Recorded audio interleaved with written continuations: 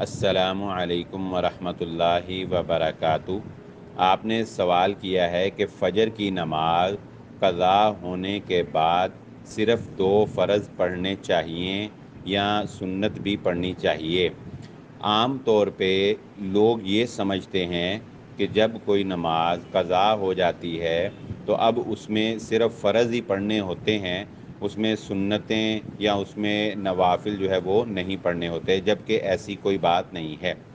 جس طرح فرضوں کی اہمیت وقت پر ادائیگی میں ہے، اسی طرح فرضوں کی اہمیت وقت کے بعد یعنی قضا کر کے پڑھنے پر ہے۔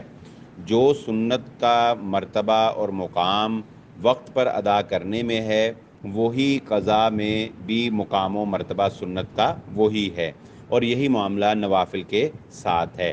تو یہ تصور جو ہے یہ غلط ہے، کیونکہ رسول اللہ صلی اللہ علیہ وآلہ وسلم سے نوافل کی قضا بھی ثابت ہے۔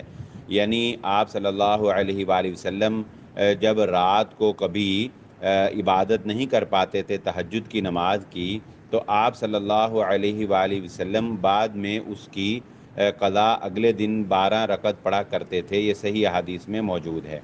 تو نبی صلی اللہ علیہ وآلہ وسلم سے نوافل کی قضا جو ہے یہ ثابت ہے۔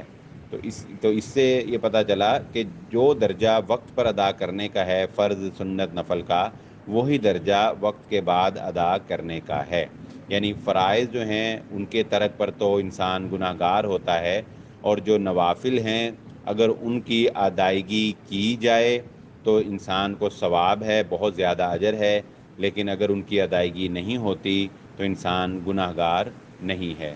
واللہ اعلم۔